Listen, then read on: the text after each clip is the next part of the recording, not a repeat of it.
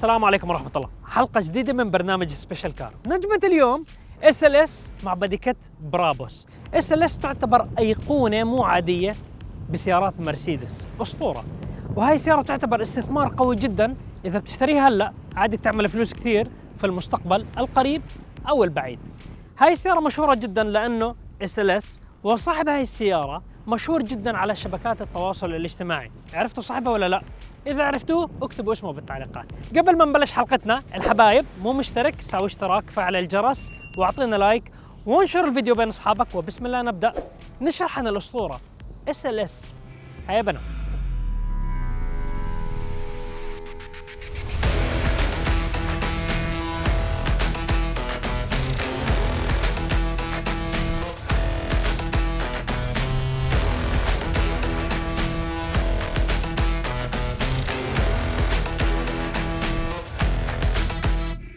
أثناء مشاهدتك للحلقة أعطينا تقييمك للسيارة من 100.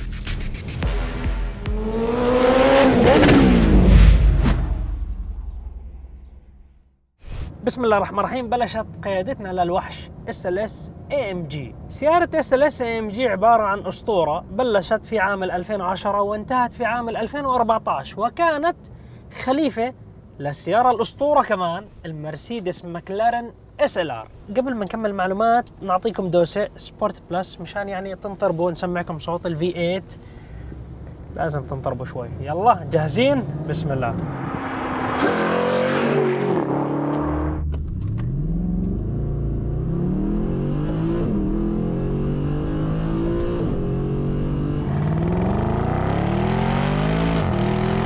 اسمع ال V8 يا الحبيب.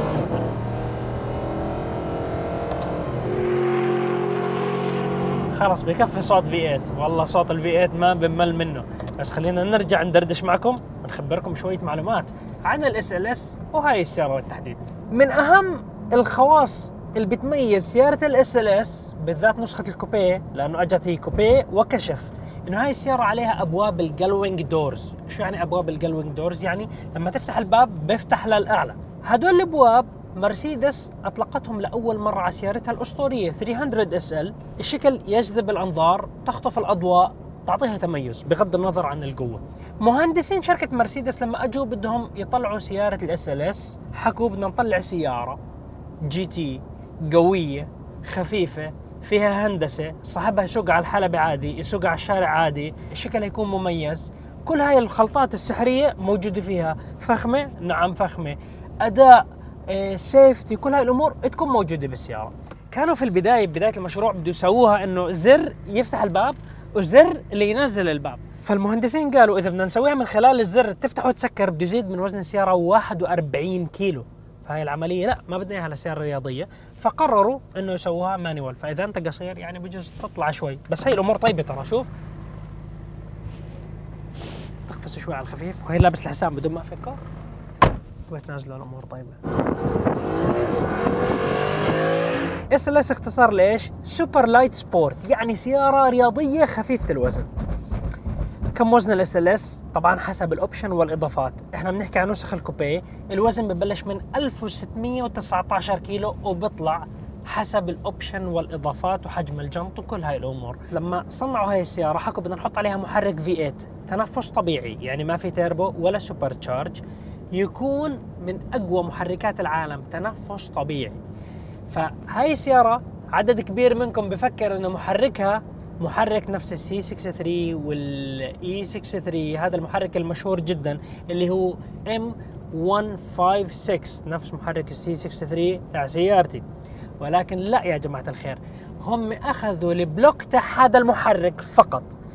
نسبة الاختلاف بين محرك السي 63 ومحرك ال SLS، لأنه محرك ال SLS عليه كود M159، نسبة الاختلاف 120 قطعة اختلاف بين هدول المحركين. فأنت ما بتقدر تيجي تحكي أوه نفس المحرك، بساتن غير، درعان غير، الكرنك غير، بالصبابات والهدات والكمشفتات، يعني كل إشي مختلف. تقدرش تقول إنه هذا نفس المحرك.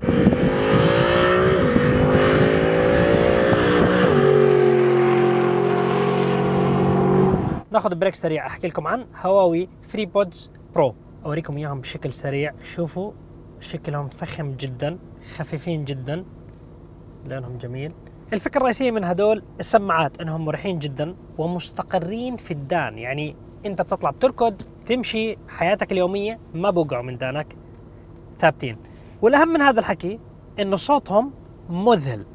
انت بتشبكهم مرة واحدة مع تليفونك من خلال البلوتوث، الامور بسيطة، كل ما تشغلهم وتحطهم بدانك بيشتغلوا تلقائيا وبشبكوا مع تليفونك بشكل مباشر من خلال البلوتوث. من الخواص المميزة بهاي السماعات انه عليها خاصية النويز كانسليشن، لما تفعلهم بتصير انت بتساوي عزل للصوت، فانت ما بتسمع الضوضاء الخارجية. مثلا كنت جالس بالمكتبة خلص تعزلك، كنت قاعد بالطيارة ما بتسمع ضجيج المحرك، وين ما تكون لما تشغل هاي الخاصية خلص تعزلك عن العالم. وبنفس الوقت إذا رن تليفونك وحكيت مع شخص حتى لو كان في هوا برا عادي بتسمعه بكل وضوح وهو بيسمعك بكل وضوح. فالخاصية مشتركة سواء استخدمت التليفون أو أنت بدك تجلس بهدوء تام. في خاصية ثانية أيضا موجودة بهاي السماعات، الوضع النشط. فهاي الخاصية شو بتساوي؟ عكس النويز كانسليشن، أنت بتكون حاط السماعتين بدينيك عادي، بتسمع كل إشي بصير برا بوضوح تام. فمثلا انت ماشي بمحطة قطار تسمع النداء، انت ماشي بالمطار بتصير تسمع كل شيء بوضوح تام، فانت ما بتحكي اوه ما سمعت. هاي بتكون الامور واضحة جدا، انت بتسمعها بتركيز عادي. هدول السماعات بيشتغلوا لمدة 30 ساعة، وعلى فكرة بدعموا الهواوي سوبر تشارج السلكي ولا سلكي، فموضوع الشحن سريع جدا. خاصية جميلة التحكم في متناول اليد، يعني هذا الجزء تاتش، فأنت من خلال بتكون بدانك بدك ترفع الصوت ترفع، بدك تسكر التليفون بدك ترد، كل الأمور بس المس. بإمكانك تشبك هاي السماعات على جهازين بنفس الوقت. فمثلا أنت شابك على الميت بوك إكس تاعك قاعد بتحضر فيلم، بنفس الوقت أنت بتكون شابك على تليفونك مثلا الهواوي P40 برو. إذا رن تليفونك بيوقف تلقائيا الفيلم اللي انت بتحضره، بترد على تليفونك وبس تخلص تليفونك برجع بيشتغل الفيلم، فمسهل عليك حياتك ما في تعقيد. بإمكانك تحجز هواوي فريبود برو الآن، سعرها 669 ريال. إذا بتحجزها بيطلع لك جهاز قياس ذكي من هواوي مجانا، وكفر للعلبة برضه مجانا. ده شغل نويز كانسليشن، بس احنا طالعين بمحرك AMG وطرب واكشن، فخلينا نرجع للطرب وبس نكون بدنا هدوء. اسهل طريقه تسوي نويز كانسليشن تروق على الاخر. نرجع للطرب والاكشن. هيا بنا.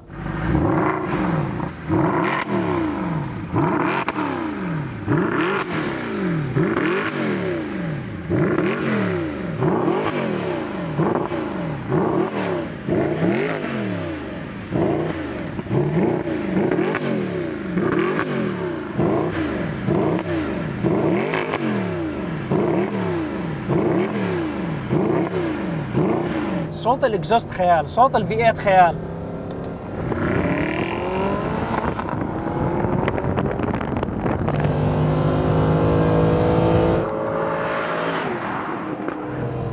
الطرب الألماني غير الحبيب، طرب أصيل.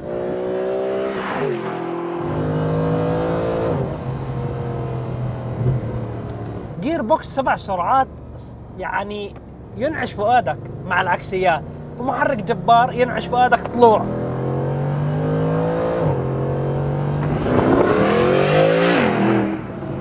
اسمع العكسية، اسمع يا بعد قلبي.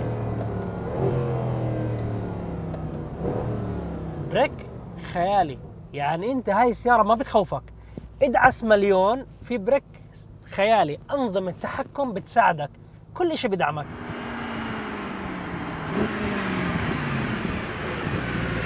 من خلال وضعيات القيادة كثير بتغير التصرفات تاعتها. لما تكون ماشي على الكومفورت بتكون عادي، لما احط سبورت بلس بصير عمور يتخطخط بالكاميرا، فهذا الفرق ملحوظ جدا.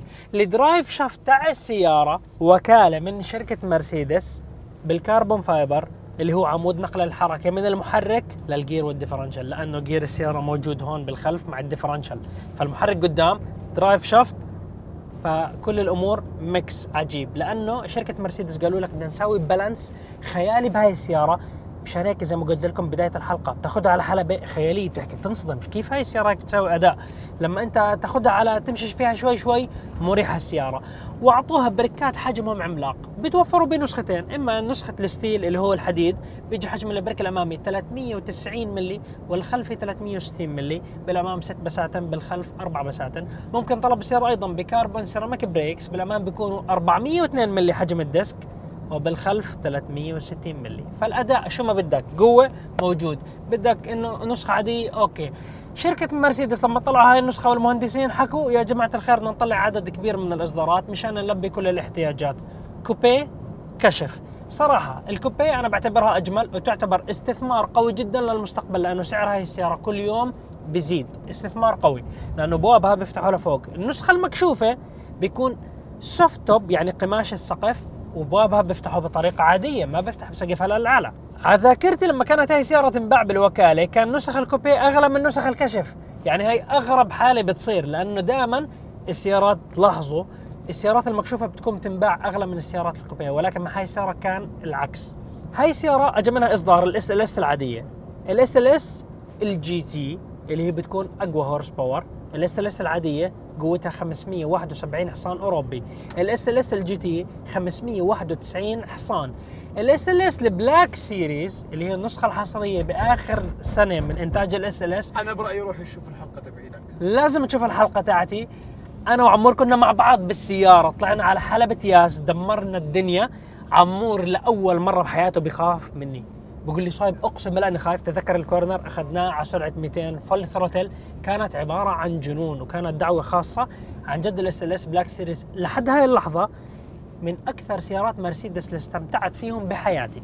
الاس ال اس بلاك سيريز وزنها اقل ب 70 كيلو، في عدد من الاختلافات من ناحيه السسبنشن. اكزوست على السياره وفروا فيه 13 كيلو. بطاريه السياره اللي هي مصنوعه من الليثيوم ايون خففوا من وزنها 8 كيلو مشان يوفر وزن بكل زاويه بالبلاك سيريز. وفي اختلافات لسه كمان وزياده هورس باور 631 حصان، عباره عن صاروخ. كل نسخ الاس ال اس تسارعهم من 0 ل 100 بعالم الثلاث ثواني. النسخة العادية 3 ثواني و8 أجزاء، الاس ال اس البلاك سيريس تقريبا 3 ثواني و3 أجزاء. السرعة القصوى 315 كيلومتر بالساعة. الاس ال اس العادية الكوارتر مايل تاعها بعالم ال 11 ثانية وسرعتها بتكون 201.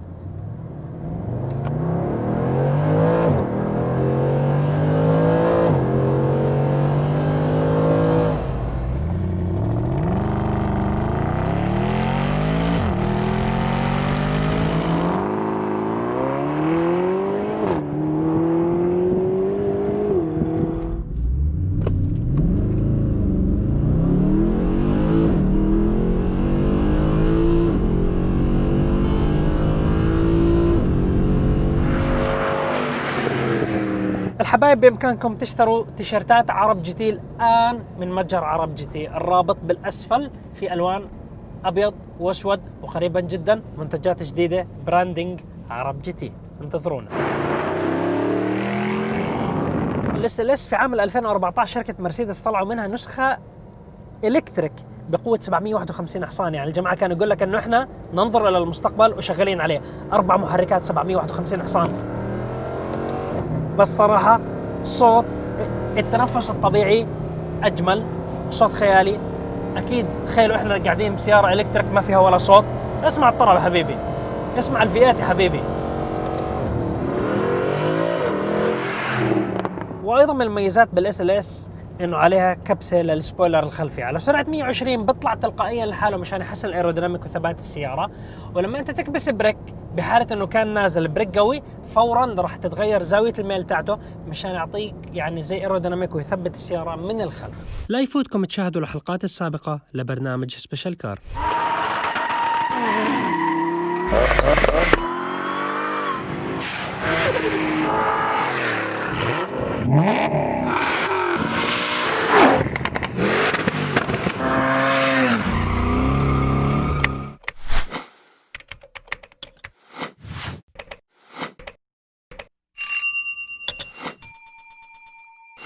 عندك سيارة بدك تبيعها أو بدك تشتري سيارة، الأمور بسيطة. زور موقعنا سيارتي.com لبيع وشراء السيارات، الرابط موجود بالوصف. موقع سريع جدا لكل الوطن العربي، مجاني بعدة لغات: عربي، إنجليزي، فرنسي. وبإمكانك التحكم بالعملة: دولار، ريال، درهم، دينار. كل الأمور، كل العملات العربية موجودة بالموقع. الأمور بسيطة، زور الرابط بالأسفل.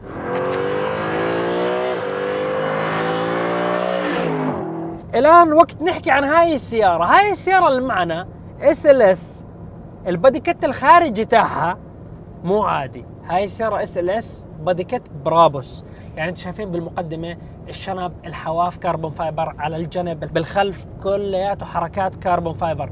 فالسيارة جدا متميزة كشكل وبادي كت. اللون عبارة عن أذواق شخصية، وانتم كلياتكم تعرفوا صاحب السيارة هو اختار هذا اللون، وعنده سيارة لامبرجيني هوراكان سووهم نفس اللون، السيارتين مع بعض. وأيضا من تعديلات السيارة أنه ركب عليها جنوط HRE بحجم 21 إنش، أعرض بالحجم عن الجنوط الوكالة تعون SLS.